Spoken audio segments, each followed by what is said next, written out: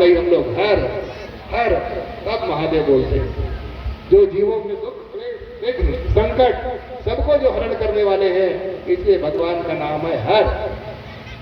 तो हर जी जब कथा सुने और शिव जी ना आए, ये कैसे हो सकता है? बहुत अच्छा अवसर है। बंधुओं, हमारे आचार्य अश्विनी शुक्ल जी, आप सब लोग को बड़े योग्य वक्ता हैं। लगातार इनकी कथाएं चलती रहती हैं। भागवत जी और अन्य देवी भागवत अन्य पुराणों में सदा आप लोगों के बीच में इन्होंने समय निकाला और तपती दोपहरी में भी बैठ करके आपको कथा सुना रहे हैं। इसलिए आचार्य जी के लिए जोरदार एक बार तालियों से अभिनंदन करें।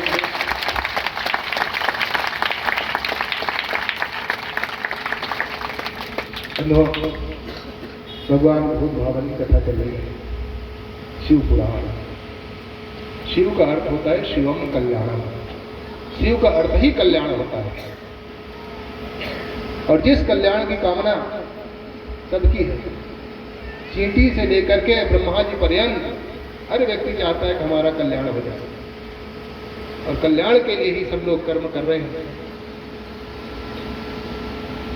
ये सुंदर अवसर भगवान भूत भावन जो देवाधिदेव हैं, जो महादेव हैं, सब तो देवता है, तो भगवान शंकर महादेव है।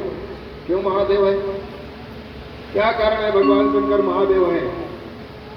और जितनी पूजा भगवान शंकर की होती है, उतनी पूजा और किसी देवता की नहीं होती।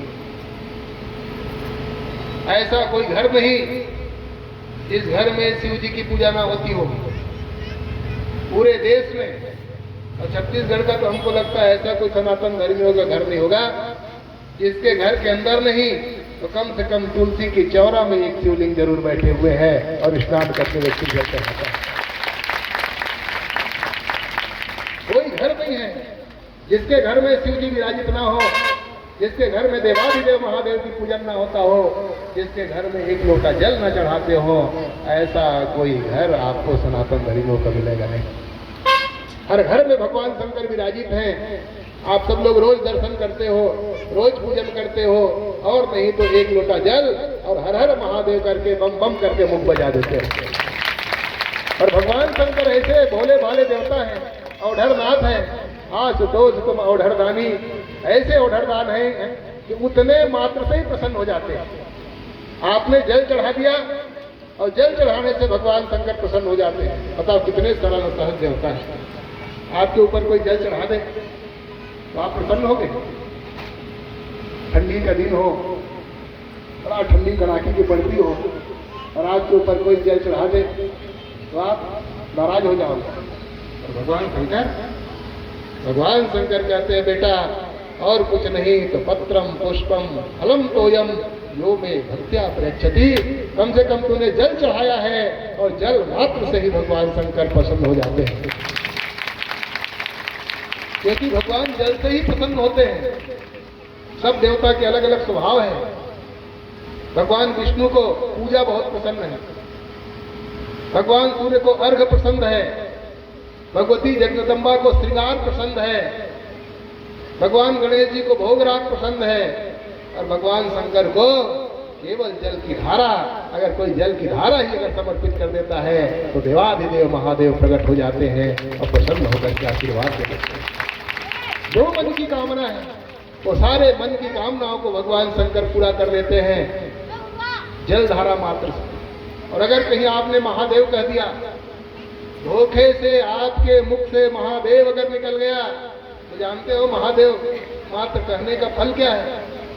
भगवान शंकर स्वयं कहते हैं कि महादेवेति महादेवेति महादेवेति यो वदेत् एकेन मुक्ति मापनोति द्वाभ्याम शंभु ऋणी भवेत्। भगवान शंकर कहते हैं एक बार कोई धोखा से महादेव कह देता है तो एकेन मुक्ति मापनोति, एक बार में वो जीव को मुक्त कर देता है, एक बार महादेव कह देने से। और धोखे से आपने कहीं 2 बार महादेव कह दिया तो द्वाभ्याम शंभु ऋणी भवेत्। भगवान शंकर कहते हैं कि 2 बार अगर आपने महादेव कह दिया तो एक बार में मैंने जीवों को मुक्त कर दिया, दोबारा आपने कहा है उसके लिए मैं किसको दूं, क्योंकि जीव तो मुक्त हो गया। इसलिए भगवान शंकर कहते हैं सदा सदा के लिए मैं ही उनका ऋणी हो जाता हूँ, क्योंकि उसका फल मैं कैसे दूं। ये भगवान आशुतोष, ये भगवान शंकर भूत भवन हर घर घर में हम लोग क्यों रखे हुए? क्योंकि बंधु हम सब लोग गृहस्थ हैं, और गृहस्थ जो होता है ये गृहस्थ ये चाहता है कि हमारा घर में सुख शांति है, हमारे घर के जितने लोग हैं ये प्रेम से रहें, पति पत्नी में लड़ाई ना हो, हमारा पुत्र हमारे अनुसार चले, बहू हमारे अनुकूल हो जाए, नाती पोते घर की परंपरा का अनुमोदन करें, जुल मिल करके परिवार के साथ, समाज के साथ, गांव के साथ रहे, ये हर गृहस्थी चाहता है। और ये शिक्षा कहाँ से मिलती है? ये शिक्षा मिलती कहाँ से है? ये शिक्षा मिलती है कैसे हम एक होकर के रहें, क्योंकि एक रहेंगे तभी नेक बन सकते हैं। एक बनो नेक बनो, ये कहावत है, ये शिक्षा मिलती है हमको भगवान शंकर के दरबार से। इसीलिए हर घर के चौरा में, तुलसी के चौरा में शिव जी आप रखे हुए हो, केवल जल चढ़ाने के लिए नहीं, उनसे शिक्षा लेने के लिए, क्योंकि भगवान शंकर कैसे हैं उसके लिए पुष्प दत्ताचार्य जी महाराज कहते हैं वही चित्राद्विज कुटिल नाना पतसाम।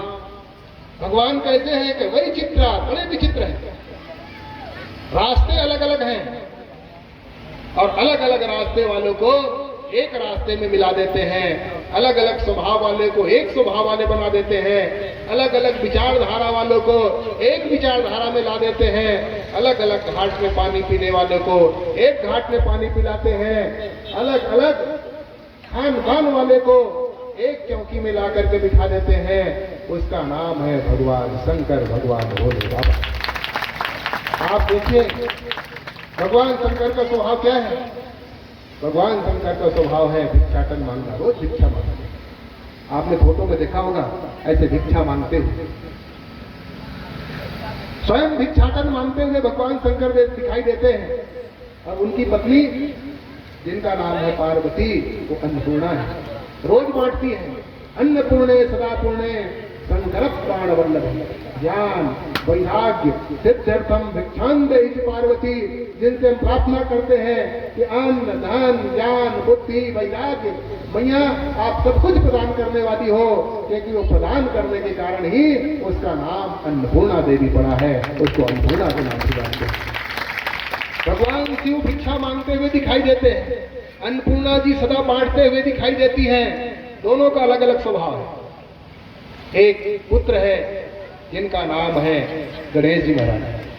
गणेश जी का देखो बड़ा सा पेट है, छोटे छोटे आंख हैं, बड़े बड़े कान हैं, एक दांत है, चूहे की सवारी है, बहुत खाने वाला गणेश जी महाराज। एक उनका पुत्र है जिनका केवल सिर दिखाई देता है, धड़ दिखाई नहीं देता, षडमुख महाराज।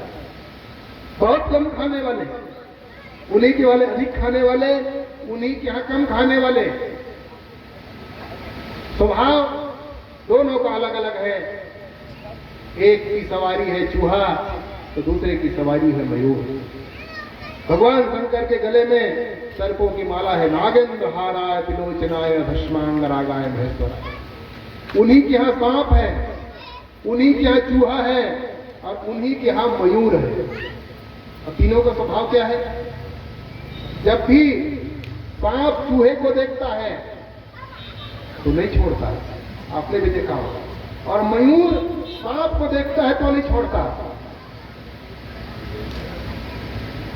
मयूर का आहार ही सर्प है और सांप का आहार चूहा है, आहार चक्र में बंधा हुआ है। और भगवान शंकर के दरबार का वो सांप कभी भी चूहा को नहीं खाता, ना मोर कभी सांप को खाता है। एक घाट में एक छत के नीचे रहते हैं। भगवती जगदम्बा सिंह पे सवार होकर चलती है, भगवान भूत भावन बैल पे सवार होकर के चलते हैं। और शेर कहीं बैल देख ले तो छोड़ेगा? वो भगवान शंकर का दरबार है। भगवान शंकर का ऐसा दरबार कि कभी भी शेर ने बैल का शिकार नहीं किया। एक जगह रहते हैं, अलग अलग स्वभाव वाले, अलग अलग विचार वाले। पर उनके यहाँ न कभी लड़ाई होता है, न कभी झगड़ा होता है, कभी दंगे नहीं होते, कभी फसाद नहीं होता, कभी मन मुटाव नहीं होता, न सांप के बीच में, न चूहा के बीच में, न गणेश के बीच में, न कार्तिकेय के बीच में, न शेर के बीच में, न बैल के बीच में, न मांगने वाले के बीच में, न देने वाले के बीच में। वही भूत प्रेत पिशाच डाकनी साकनी चांडाल बेताल, कोई मुखहीन विपुल मुख माहू, कोई मुख वाला है, कोई बिना मुख वाला है, बहुपद कोई बहुत पद वाला है, तो कोई बिना पद वाले। ये उसी के दरबार, उन्हीं के यहाँ देवता, उन्हीं के यहाँ ऋषि मुनि अमलात्मा महात्मा, पर न कभी लड़ाई होता है और न कभी झगड़ा होता है। ऐसा अगर कोई दरबार है तो उस दरबार का नाम है शिव दरबार, भगवान बुद्ध भगवान। इससे हमको क्या शिक्षा लेनी है, क्या शिक्षा भगवान शंकर देते हैं? बंधु, ऐसे ही हमारा घर है, हमारा स्वभाव अलग है, पत्नी का स्वभाव अलग है, बेटे का स्वभाव अलग है, बहू कहीं और से आई है, किसी घर में पली है बढ़ी है, उनका स्वभाव अलग है, विचार अलग है, खान पान अलग है, नाती पोते अलग चाहते हैं, पर हमारे घर में एक जैसे कैसे रह सकते हैं? ये भगवान शंकर से हम लोग आशीर्वाद मांगते हैं कि प्रभु, जैसे आपका घर है, अलग अलग स्वभाव वाले, अलग अलग विचारधारा वाले, पर आपके यहाँ एक घर में रहते हो, एक पेड़ के नीचे रहते हैं, कभी लड़ाई होता है न झगड़ा होता है। हे प्रभु, वैसे ही हमारा घर कर दीजिए, ताकि हमारे घर में भी आपके घर की तरह सुख और शांति हो और हमारा दरबार भी आपके दरबार की तरह हो जाए। ये शिक्षा भगवान शंकर हमको देते हैं। इसलिए बंधु, भगवान जब शंकर जैसे मुखिया है, और मुखिया हुई देवादिदेव महादेव हो सकते हैं, स्वयं जहर पीते हैं पर अपने पास आने वाले को अमृत पान कराते हैं, तो मुखिया को कैसा होना चाहिए? तुलसीदास जी के भाषा में आप अगर समझेंगे तो मुखिया का प्रसंग देते हुए मुखिया का कैसा स्वभाव होना चाहिए, कैसे विचार होना चाहिए, तुलसीदास जी लिखते हैं। आप लोग सब पढ़े होंगे। तुलसीदास जी क्या लिखते हैं? मुखिया मुख सो चाहिए, खान पान को एक, पालई पोसई सकल अंग, तुलसी सहित विवेक। मुखिया कैसा होना चाहिए? अब मुखिया मुख सो चाहिए। शरीर का उदाहरण देते हुए तुलसीदास जी महाराज कहते हैं, जैसे शरीर है, शरीर एक संस्था है, शरीर एक परिवार है, शरीर एक समाज है, अलग अलग स्वभाव वाले रहते हैं। हाथ का अलग काम, पैर का अलग काम, आंख का अलग, नाक का अलग, कान का अलग, जीभ का अलग, एक एक अतड़ियों के अलग अलग काम है, एक एक अंग है, प्रत्यंग है, 10 इंद्रियां है, मन है, बुद्धि है, चित्त अहंकार है, पंच ज्ञानेन्द्रियां है, पंच कर्मेंद्रियां है, ये सब के अलग अलग स्वभाव है, अलग अलग के देवता है, अलग अलग के अंग प्रत्यंग के अलग अलग क्रियाकलाप है, इस शरीर के अंदर रहते हैं। पर बताइए, उस अंगों में कभी लड़ाई झगड़ा होता है? इस संगठन में, इस परिवार में, शरीर रूपी जो परिवार है, ये शरीर रूपी परिवार कभी लड़ाई झगड़ा करता है? हाथ के साथ में पैर कभी लड़ा? आंख के साथ में आपका कान कभी लड़ा? जीभ और दांत एक पास रहते हैं, दांत का काम अलग है, जीभ का काम अलग है, एक बड़ा कठोर है, दूसरा बड़ा कोमल है। पर बताइए, आपका दांत आपके जीभ को कभी काटा? क्यों नहीं काटा भाई? जाने कितने कितने कठोर से कठोर चीज को चबा दिया आपने, टुकड़े टुकड़े कर दिए, पीस दिए दांत से, पर सबसे कोमल जीभ पास में रहती है। पर आपका दांत उस जीभ को कभी नहीं काटा, क्योंकि उनका मुखिया जैसे मुख है। जिनके घर का मुखिया अगर ऐसा भगवान शंकर की तरह होगा, उसके घर में कभी लड़ाई झगड़ा झंझट नहीं हो सकते। आपका हाथ कभी गाल को आपने नहीं मारा, दूसरे के गाल को, आपके हाथ दूसरे के गाल में कितने बार चाटा मारा होगा, परंतु कभी आपके गाल को मारा, चलो मार दूं। इतना प्रेम, इतना प्रेम, इतना सामंजस्य कि पैर में अगर मच्छर बैठ जाए तो हाथ कहता, भैया पैर तुम्हारे में मच्छर आ रहा है, मैं आता हूं, और खुजलाने के लिए, मच्छर को भगाने के लिए पैर, हाथ पहुंच जाता है पैर के पास। पीठ में कहीं कुछ हो जाए तो हाथ सीधे पहुंच जाता है, मन की इच्छा कहीं चलना है, पैर चलने लगता है, कान सुनने लगता है, आंख देखने लगता है। इतना प्रेम, इतना सामंजस्य, इतनी एकता। क्यों? क्योंकि मुखिया मुख जैसे, और जिसके घर में मुखिया अगर होगा, समझदार होगा, बुद्धिमान होगा, उनके घर में कभी जैसे शरीर में कोई लड़ाई झगड़ा नहीं होता, वैसे ही आपके परिवार में, आपके समाज में लड़ाई झगड़ा नहीं हो सकता अगर आपका मुखिया भगवान शंकर की तरह अगर बुद्धिमान, समझदार और विवेकशील होगा। तरह तरह के लोग होंगे, बातें ही है, बहू अलग घर से आई है, पत्नी अलग घर से आई है, अलग अलग विचारधारा वाले हैं, मुंडे मुंडे मतिर भिन्ना, अलग अलग मट्टी मती वाले हैं, अलग अलग मुंड वाले हैं, अलग अलग विचारधारा वाले हैं, पर सामंजस्य कैसे रहे? जैसे मुखिया खाता स्वयं है पर अपने पास कुछ नहीं रखता, जिसकी जितनी आवश्यकता है उन आवश्यकताओं की पूर्ति मुक्त कर देता है। हाथ को क्या चाहिए, पैर को क्या चाहिए, एक एक इंद्रियों को क्या चाहिए, अंग प्रत्यंग को कितनी आवश्यकता है, अगर उन आवश्यकताओं की पूर्ति अगर कर देगा तो बताइए उस घर में कभी लड़ाई झगड़ा होगा? लड़ाई तभी होता है जब आप माई मौसी करोगे, एक के लिए ज्यादा करोगे, एक बेटा के लिए ज्यादा और दूसरे बेटे के लिए थोड़ा कम, बहू के लिए थोड़ा कम, पत्नी के लिए थोड़ा ज्यादा, एक के लिए कम, एक के लिए ज्यादा, अगर करने लगोगे तो निश्चित रूप से उस घर में लड़ाई झगड़ा होने लगेगा। इसलिए मुखिया को चाहिए, किसकी क्या आवश्यकता है, कितना चाहिए, इतनी अगर आवश्यकताओं की पूर्ति आप करने लगेंगे तो आपका घर भी भगवान शंकर के दरबार की तरह हो जाएगा। कभी भी उस सांप की इच्छा नहीं होगी कि मैं चूहा को खा लूं, कभी भी शेर की इच्छा नहीं होगी कि मैं बैल को खा जाऊं, क्योंकि जब उनकी इच्छाओं की पूर्ति होती रहेगी, उनका मन भरा रहेगा। पेट भरने से कुछ नहीं होता, मन भरा होना चाहिए। अगर मन आपका भरा है तो कभी भी किसी के ऊपर आक्रमण करने की इच्छा आपकी नहीं होगी, न विरोध करने की इच्छा होगी। इसलिए बंधु, भगवान शंकर का वो दरबार है जो दरबार विवेक पूर्वक, बुद्धिपूर्वक अपने परिवार को चलाते हैं। इसलिए हमारा परिवार भी भगवान शंकर के परिवार की तरह हो जाना चाहिए। गृहस्थ को क्या चाहिए? गृहस्थ के कुछ लक्षण बताए गए हैं, गृहस्थ के कुछ धर्म बताए गए हैं। अगर उन धर्मों का पालन अगर गृहस्थ करता है तो उसी गृहस्थ को धन्य शास्त्रों ने कहा है। धन्यो गृहस्थ आश्रम, गृहस्थ आश्रम को धन्य धन्य धन्य कहा है। इसलिए उनके कुछ लक्षण हैं। अगर उन घर में जो भगवान शंकर के बताए हुए मार्ग हैं, अगर इस घर में ऐसा होता है तो वही घर स्वर्ग है, वही घर वैकुंठ है, वही घर कैलाश पर्वत माना जाता है, वही घर धन्य है। अगर उन घर में इन चीजों का पालन होता है। कौन कौन चीज है जिसके कारण गृहस्थ को धन्य धन्य कहा गया है? तो उसके लिए कहा गया है, आतिथ्यम सुरपूजनम प्रतिदिनम मिष्ठान्न पानम गृहे साधो संग उपासना च सततम धन्यो गृहस्थ आश्रम। गृहस्थ आश्रम धन्य है, भगवान शिव की तरह दरबार की तरह है। कब? पहला गृहस्थों का प्रथम लक्षण है। अगर इस घर में अगर होता है किसी घर में तो घर धन्य है, अगर ये नहीं होता है तो सबसे खराब घर, वही घर नरक है। समझ लीजिए क्या होना चाहिए घर में? तो उसके लिए कहा गया आतिथ्यम, अतिथियों की सेवा होनी चाहिए। जिस घर में अतिथि की सेवा होती है उस घर को उत्तम घर माना जाता है, और जिस घर में अतिथि की सेवा नहीं होती वही नरक है, नरक से भी बदतर मानी जाती है। अतिथि की सेवा होनी चाहिए। अतिथि कोई रूप में आ सकता है, अतिथि मनुष्य बन के आ सकते हैं, देवता आ सकते हैं, पशु पक्षी के रूप में आ सकते हैं, कुत्ते बिल्ली बन के आ सकते हैं। अगर अतिथियों की सेवा आपके घर में होती है तो समझो वो घर धन्य धन्य धन्य होता है। इसलिए हमारा प्रथम धर्म है हम अतिथियों की सेवा करें, उनका सम्मान करें, किसी के साथ ऊंची आवाज में बात न करें, प्रेम से बैठाएं, जो कुछ आपके पास है आप समर्पित करें, और नहीं तो मीठा वचन बोल दें। कुछ नहीं दे सकते कोई बात नहीं, तो बोल तो सकते हो, वचने का दरिद्रता, वचन में क्या दरिद्रता करना।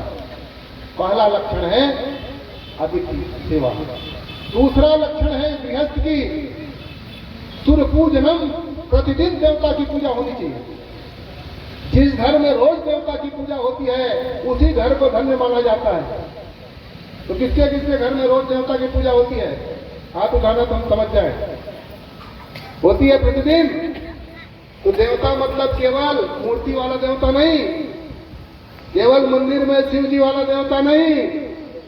देवता का मतलब, सुर का मतलब हमारे यहाँ मातृदेवो भव, पितृदेवो भव, गुरु देवो भव, अतिथि देवो भव, इनकी जिनके घर में रोज सेवा होती है, केवल जल चढ़ा देने मात्र से नहीं, आरती दिखा देना, अगरबत्ती दो जला देना, फूल चढ़ा देना, ये देवताओं का केवल पूजन नहीं है।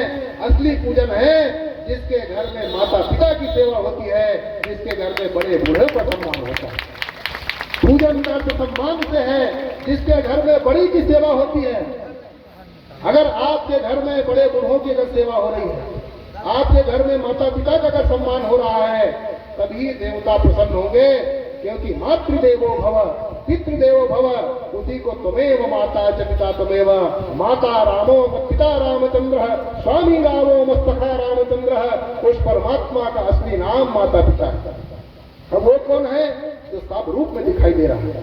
ईश्वर अंश जीव अविनाशी, चेतन अमल सहज सुख राशि। जिसके घर में माता और पिता की बड़े बूढ़ों का सम्मान होता है, वो घर धन्य माना जाता है। तो किसके किसके घर में बड़े बूढ़ों का सम्मान होता है? आजकल स्थिति ये हो गई है कि माता पिता दर दर की ठोकरें खा रही हैं। बड़े जैसे वृद्ध होते हैं, वृद्ध के बाद उनको पानी देने वाला कोई नहीं है। और हमारे यहाँ कहा गया है, अभिवादनशील वृद्धोपसेविनः चत्वारि तस्य वर्धन्ते आयुर्विद्या यशो बलम्।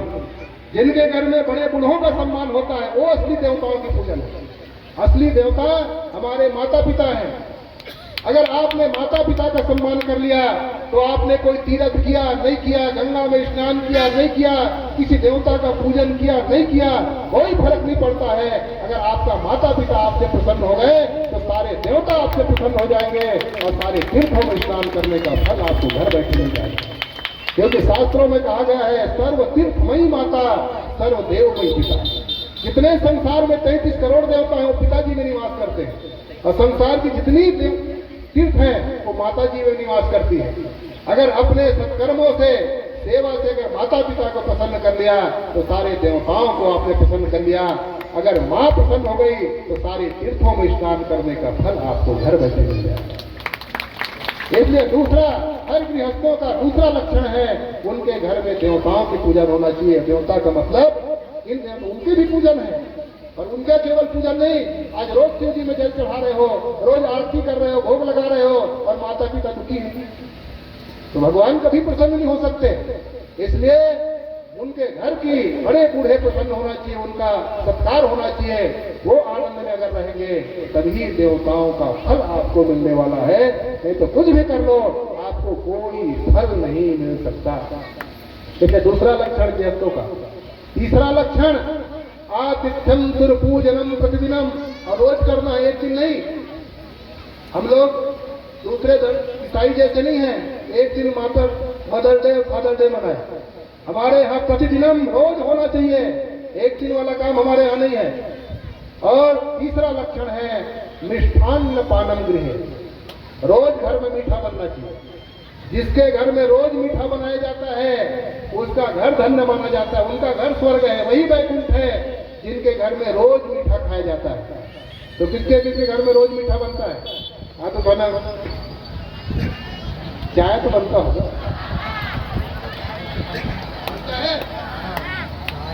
सबके घर में। तो मीठा मतलब ये गुड़ शक्कर वाला मीठा नहीं। कोई डायबिटीज का रोगी है, शक्कर बीमार है, किसी शक्कर की रोग लगा हुआ है, और उनको मीठा खिला दोगे तो क्या हाल होगा? डॉक्टर का बाप नहीं बचा पाएगा। इसलिए मीठा का मतलब ये शक्कर गुड़ वाला मीठा नहीं है, असली मीठा है मधुर वचन। ये मीठा जिनके घर में बोले जाते हैं, वो मीठा जिनके घर में परोसी जाती है, चाहे पिता के प्रति, माता के प्रति, सास ससुर भाई सगे संबंधी रिश्तेदार नातेदार पड़ोस गांव समाज, मीठा अगर बोली आपके यहाँ बोली जाती है तो वो है मधुर वचन।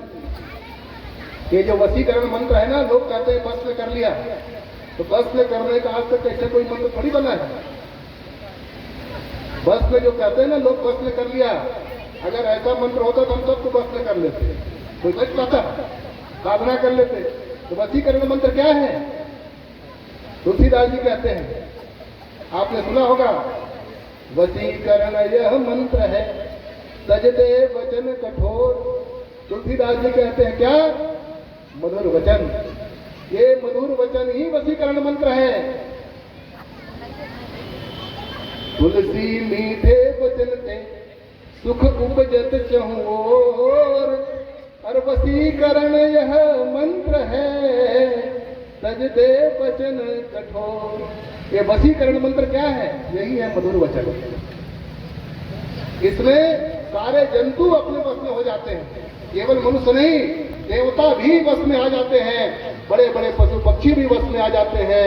अगर जिनके घर में मीठी बोली जाती है, जिनके घर में रोज मीठा बनता है, उसी का घर स्वर्ग है, और जिसके घर में मीठा नहीं है, उसी का घर ही नरक है, और कोई दूसरी जगह नहीं है। बंधु, ये भोजन वोजन में स्वाद थोड़ी होता है। ये भोजन में, शक्कर में, गुड़ में इसलिए स्वाद थोड़ी होता है। स्वाद होता है मीठे वचन में। अगर आपके यहाँ 56 प्रकार का भोजन बने, एक से एक भोजन बने, और लोग कहे आ गए खाने के लिए, हाँ बैठ, तो बताओ स्वाद आएगा उसमें? अगर आपके यहाँ नमक रोटी है, ठीक है, आप बहुत चीज नहीं बना सकते हैं, और आप कहते भैया आ गए, आ गया तो साथ पानी बैठिए, तो वही सूखी रोटी में ही इतना आनंद आएगा जो 56 प्रकार के भोग को फैल कर देगा। इसलिए आपने सुना होगा कि दुर्योधन के मेवा त्यागे श्याग विदुर घर। 56 प्रकार के मेवा मिष्ठान रखा था दुर्योधन ने भगवान के लिए, पर मधुर वचन उनके यहाँ नहीं था, प्रेम नहीं था, त्याग कर दी भगवान ने। और विदुर के यहाँ सूखी रोटी बनी थी, बथुआ की भात पर सब्जी बनी थी, वो भी जल चुकी थी, खिल के भगवान खा गए प्रेम से, क्योंकि उसके प्रेम के प्रति से पाला गया था। क्योंकि जिसके घर में मीठा ये बनता है, प्रेम रूपी वचन रूपी, उसी में स्वाद है, और उसी के घर में देवता विराजते हैं, और उसी के घर को स्वर्ग और वैकुंठ कहा जाता है। इसलिए मधुर वचन आपके यहाँ होना चाहिए, और साधु संग, साधुओं का संग होना चाहिए। तो साधु मतलब केवल ऐसे दंडी चंगा से रोज कहाँ मिलेंगे आपको? वो तो कभी कभी है तो सौभाग्य है कि मिल गया, परंतु जिनका जीवन साधुमय हो गया है, आचार विचार चाल चलन रहन सहन साधुता पूर्ण जिनका जीवन है, आचार विचार से रहता है, उनका संग व्यक्ति को करना चाहिए, साधु संग। और इंद्रियों की उपासना होनी चाहिए, हमको क्या देखना है, क्या नहीं देखना है, क्या सुनना है, क्या नहीं सुनना है, क्या बोलना है, क्या नहीं बोलना है, क्या खाना है, क्या नहीं खाना है, कैसे चलना, कैसे उठना, कैसे बैठना, कैसे व्यवहार करें। अगर जीवन में आपने ये साधना कर ली तो आपका ही घर धन्य है, आपके घर ही स्वर्ग है, आपको यही स्वर्ग का सुख मिलेगा।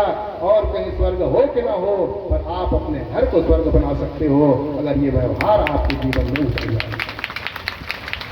और ये शिक्षा भगवान शंकर देते हैं, ये शिक्षा भगवान शंकर के यहाँ, इसीलिए उनके यहाँ अतिथियों की सेवा होती है, और परिणाम यह है कि उन्हीं के घर में भूत प्रेत पिशाच भी आ जाते हैं। कभी नहीं भगाते, हम भगाते हैं, सांप को भगाते हैं, बिच्छू को भगाते हैं, भूत प्रेत भगाते हैं, पर भगवान शंकर कहते हैं बेटा कहाँ जाओगे, तुम भी भगवान के मेरे बनाए हुए हो, सांप बिच्छू तुम भी बनाए हुए हो। हम दुनिया वाले भगाते हैं, पर भगवान शंकर उनको गले से लगाते हैं और अपना हार बना करके सजा लेते हैं। इसलिए देवाधिदेव महादेव है, जिस सांप को हम भगाते हैं भगवान अपने गले से लगाते हैं, जिस बिच्छू को हम भगाते हैं कान, अपने कान का आभूषण बनाते हैं, भूत प्रेत को भगाते हैं, भगवान अपने संगी साथी बना करके अपने दरबारी बना लेते हैं। इसलिए भगवान शंकर देवाधिदेव महादेव है। इसने कभी किसी को भगाया तो समझो आपकी क्या हाल होगी, आपको शिव जी की प्रसन्नता नहीं मिल सकती। उन्हीं के यहाँ मीठे वचन बोले जाते हैं, इसलिए सब प्रेम से रहते हैं, कोई विरोध भगवान शंकर का नहीं है। ये भगवान शंकर का दरबार, और ये शिक्षा हमको शिव जी के दरबार से, भगवान शिव के आचरण से, भगवान शिव के शिक्षा से लेनी चाहिए। अगर ये शिक्षा हमने ले ली तो हमारा घर ही स्वर्ग बन जाएगा, हम ही भगवान शंकर की तरह आनंद आनंद और परमानंद में अपने घर में रहने लग जाएंगे। बंधुओं, ये आनंद हमको शिव पुराण से मिलती है, और वो शिव पुराण की कथा हमारे आचार्य शुक्ल जी आपको सब सुना रहे हैं, आप सब लोग सुन रहे हैं। बहुत सुंदर अवसर है, बहुत लंबी लंबी कथाएं हैं।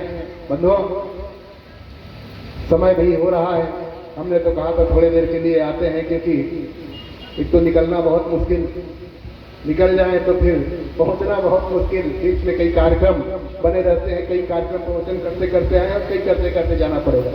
इधर के लोगों को पता चलता इधर आ रहे हैं तो कई कार्यक्रम रास्ते में बन जाते हैं।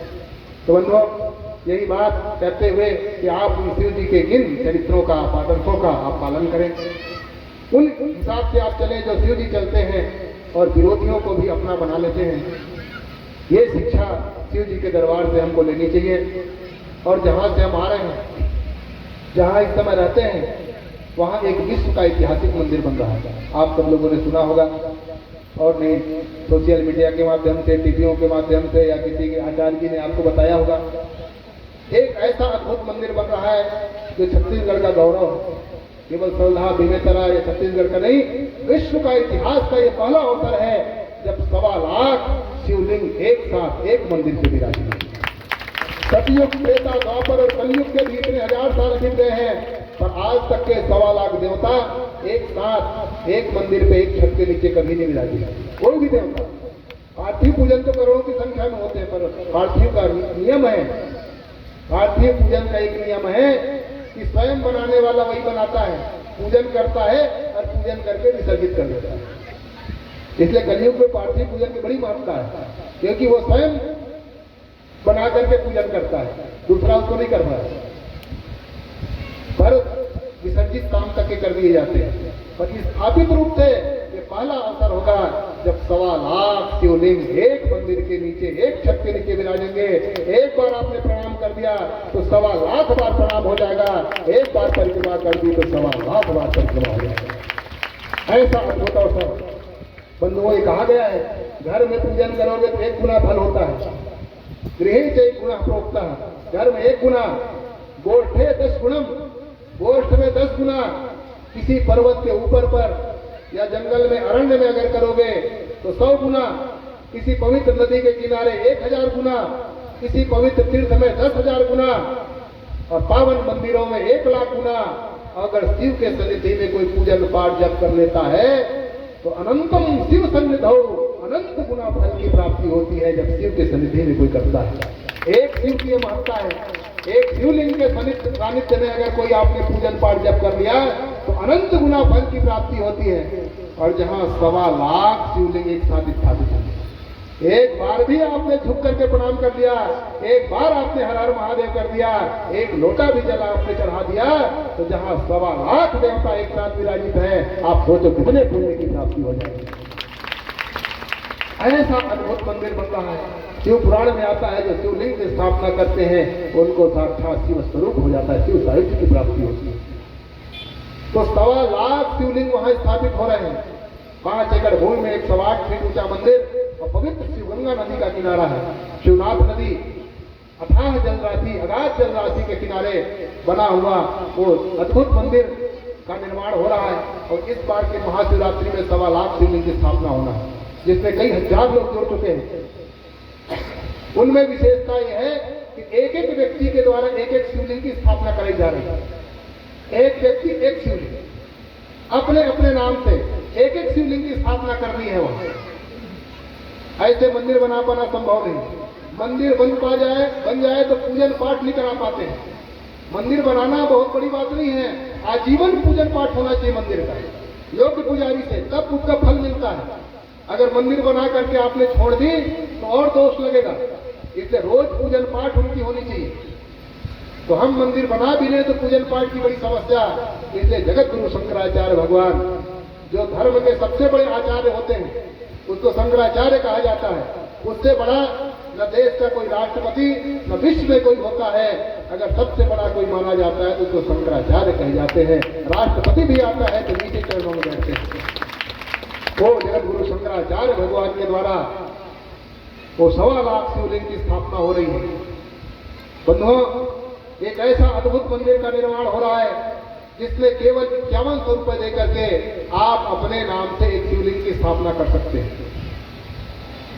वैसे तो खर्चा बहुत है, 65 करोड़ रुपए लागत लग रहा है उसमें, पर गुरु जी का कहना है कि सबकी इच्छा रहती है कि मैं रहूं कि न रहूं, मेरा नाम सदा सदा अमर हो। उसके लिए क्या करोगे? इसलिए पहले लोग कुआं खुदवाते थे, बावली बगीचे लगवाते थे, बड़े बड़े तीर्थों का निर्माण करवाते थे, पर आजकल वो परंपरा कम हो गई है। इसलिए गुरु जी का ये कहना है कि जिनकी इच्छा है आप उसमें एक शिवलिंग अपने नाम से अपने पूर्वजों की स्मृति में, अपने बच्चों के नाम से, जिसके नाम से चाहे आप एक शिवलिंग स्थापित करा दें, और ऐसे पैसा नहीं देना उसमें। वो शिवलिंग उन्हीं के नाम से स्थापित होगा। जैसे भगवान राम लंका जा रहे थे तब शिवलिंग की स्थापना की, उसका नाम पड़ गया रामेश्वर। रामस्य ईश्वर रामेश्वर, सृष्टि तत्पुरुष समाज तक उन्हीं के ईश्वर के रूप में, उन्हीं के नाथ के रूप में। और उनकी जो पूजा होगी, रामनाथाय नमः, हरिनाथाय नमः, अश्वनी नाथाय नमः, ऐसे उन्हीं के नाम से आजीवन पूजा होगा। केवल 5100 देकर के आप अपने नाम से, अपने पूर्वजों की स्मृति में, चाहे जिसके नाम से हो, एक शिवलिंग आप स्थापना करा सकते हैं। 5100 में 1 कुंटल छड़ नहीं आने वाला। तुलसी का चौरा बनवाओगे तो नहीं बनने वाला, पर उतने में ही सदा सदा के लिए एक शिवलिंग स्थापित हो जाएगा। और उनका पाठ, पूजन पाठ शंकराचार्य भगवान की परंपरा से होता रहेगा। ये अद्भुत काम गुरु जी महाराज छत्तीसगढ़ में कर रहे हैं, जिसके लिए हजारों लोग जुड़ चुके हैं।